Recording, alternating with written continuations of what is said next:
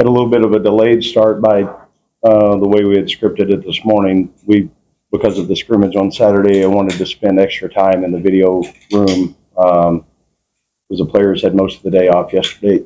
So it was good for them, and then good for us to spend time like we will after a game on going through the scrimmage and making necessary coaching points, teaching opportunities, and I thought through 150 plays of the scrimmage, we did normal downs out in the field, first, second, third, just like you would play a game, and then we went into situations after about 100 plays. The last 50 were situational ball. It was a third down period. We did a red zone area period with the ball on the -2 yard line coming out, working on that, and then we did a 2-minute. So just trying to give as many situations as we can for our guys before we get into game, real life situations, put them in the position before we get there, because they'll come up. You know, we've had overtime that we've worked on, fourth downs, and as many as we can get last play of the game situations to help our team.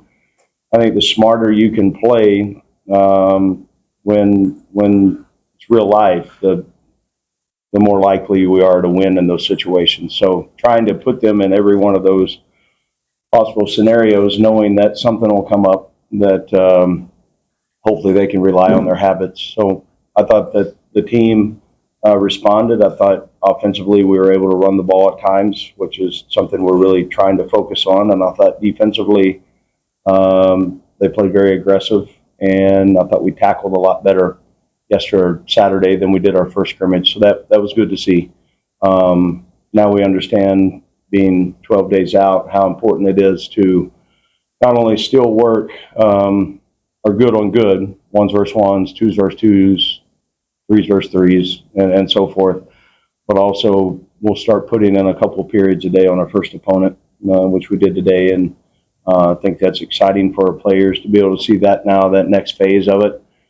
We will get a couple of bonus practices on Bryant later this week, and we're starting to feel it a little bit with, the days go slow, but the weeks go fast, if that makes any sense. And now, 8 months of work, we're now down to a matter of days. So I'm certainly excited about it. I'm excited about the team and the progress that they've made. I thought our quarterbacks made smart decisions the other day. I think Doug has got a really good feel on what we need him to do with the ball in certain situations, and also he's doing a great job going through the progression of reads when we're in the pass game. And I think we've got 3 or 4 running backs that have really started to separate themselves a little bit, and the depth at every position is so important, on whether it's running back or any position. We've got to get as many guys in those spots ready to play winning football, and there's just a value on every rep. It's got to be so important on how we do that, how we script it, because of the habits that are created today, they'll be exposed on game day. So that doesn't change if you're a 1 or a 4 right now. We've got to be cleaner. We were fortunate. We had a group of officials from the Mountain West Conference that came and spent the day with us. We had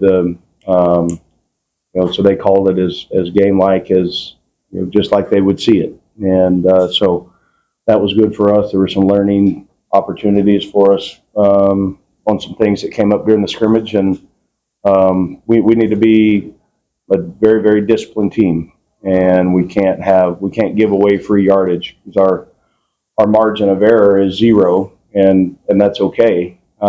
We just have to understand that. So we've got to be opportunistic in taking care of the football and getting it back. We've got to be opportunistic in making sure we don't create down in distances that because of penalty, we can't have a first down taken away because of a foolish penalty. So all those things are a work in progress, and I thought our coaching staff did a nice job organizationally on getting the guys reps at the spots that they needed them, and then now we're back into kind of the final phase of fall camp.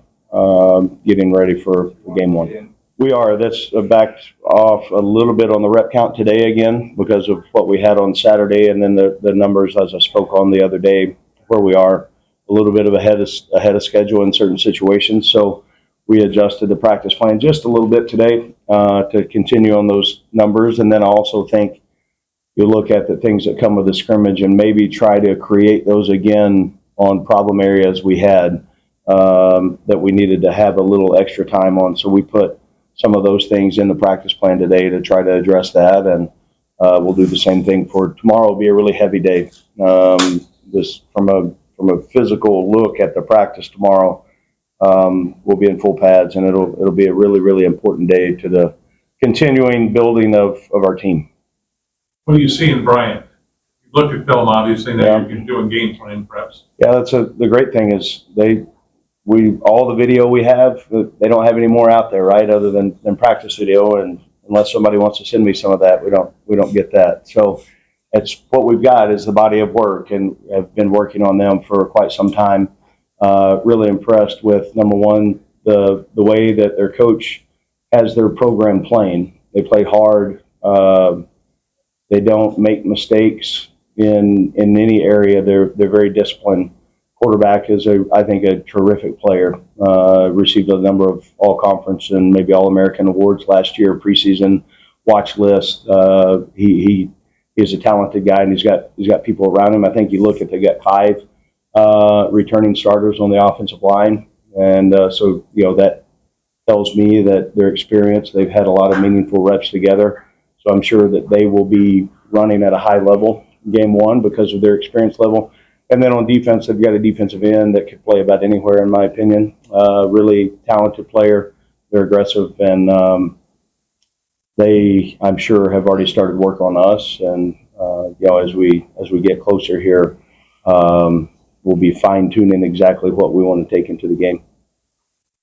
With a game like that, how important are in-game adjustments going to be? I assume it's a little different than just about any other game. Sure, they're always huge, and anytime it's a little bit the narrative of in-game adjustments. You don't ever wait until halftime to make those. They're within series, and even within the drive, constant communication. And that's, again, I talked before first scrimmage, I think, in here about how important it is to whatever position coach you are, or a graduate assistant, wherever your eyes are during that game, they've got to be there, because we've got to get the right information to be able to make the changes as needed. You go into it on what you think the expectation will be on what you're going to see against your opponent, but then also plan B and plan C on the adjustment. What does that look like? What we feel good that we can run on offense and defense? What can our players do? What are they comfortable with? And then how does that match up with what they're doing? So, first games are like that for everybody, and it's always a little bit of the unknown, and you plan on what you've seen, but also understand that historically you better go back and kind of do a good research on the coordinators on both sides of the ball and special teams to get a really good feel for some of the things they've done in the past that they had success with. Coach, do you script plays first drive? Yeah, we got to think on especially on the offensive side. There's things that we want to see.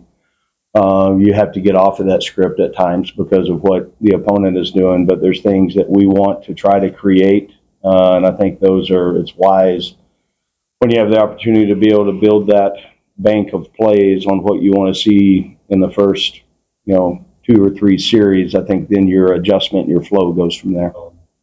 I think we'll forever install. I mean, every week is going to be, we'll have our foundational approach on how we're playing offense and defense, and but we're going to continue. As far as base install, we're way ahead, in my opinion, on both sides, really in all 3 phases. But you build the offense, you build the defense, and you build the kicking game every single week, and then you've got your set things that you're always going to carry with you from week to week. But then how can a play this week maybe add a wrinkle to be different in the pre-snap picture, but then it's the base play of what we learned day one. So we've got to continue to be great teachers, and if we do that, we'll give our kids a chance to play fast. What is the skill set of Xavier Carter? How do you want to utilize? Yeah, he's still a little. That's a great question because he's long. He's got tremendous speed. He hasn't played much football, and we've moved him around a lot. We've kind of settled him into one spot here in fall camp, and that's helped him. But I think he's got an opportunity. He's natural in his pass rush.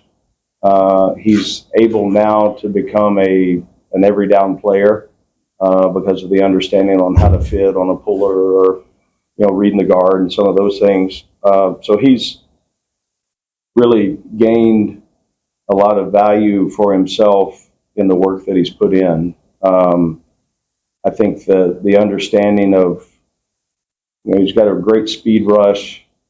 And then what's your counter off of that? I think he's been able to develop 2 or 3 pass rush moves that'll really help him. It's opened up, the opportunity in pass rush situations for him.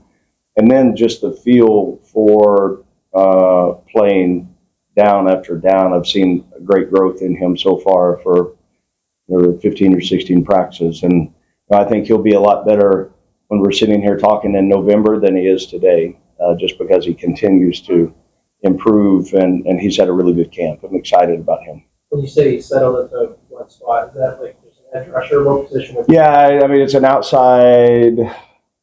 hybrid outside linebacker, defensive end. With that position, a little bit like last year, we had the opportunity to coach Drew Sanders at Arkansas, and we moved Drew around a lot, and I think that could be a similar role for Xavier.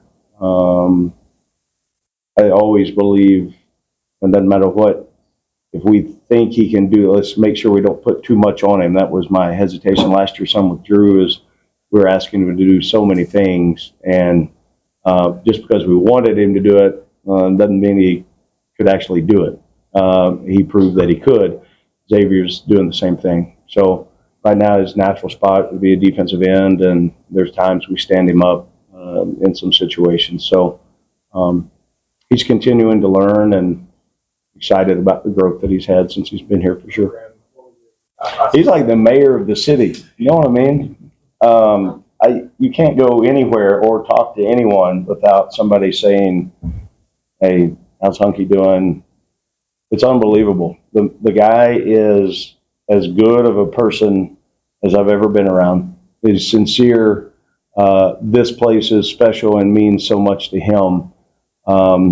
Since he's been here, he's had a number of job opportunities to leave, and it means a lot to me that his word means something. He said, "No, I want to stay here because we're going to do this together." That is hard to find in today's world, in my opinion. He's like family. There's so many things that go into every situation throughout the day that he is the key part to that. And I know that I can give him a number of responsibilities, and I don't have to worry one more time whether they're going to get done or not, and to the standard of how they're going to get done. He's the best of the best. Uncontested, undenied, undefeated heavyweight champion of the world. He's awesome. You have some guys who are getting a little more time the last week or so with the off the depth chart. Anton, is it Ambule? Is that how you say his last name? So number 75. Yeah. What are you seeing in him as a candidate to be one of the tackles? Some consistency. He's played well. He's got some toughness to him, and understanding what we need out of that spot. And I think I've challenged our team. I don't really care, fellas, if you're a 5th-year senior that's got all conference awards, or you're a first-year walk-on that just came in the door, and you are going to have an opportunity to compete. You're going to have an opportunity to play here, and you'll get exactly what you earn. And he would be an example of that. He just continues to work every single day. He's done a terrific job. He understands what we're trying to get out of that spot. And I would say consistency on the way that he's done it day in and day out. He is earning opportunities to play. Same thing on defense for actually a couple of veterans, maybe not with the program the longest time, but we're seeing more Holloway. Yeah. and we're seeing more ELAD. Yeah, both of those guys have really in the last week or so have, I think, shown to play with pre-snap recognition, communication, and then the ability to make a check within the coverage.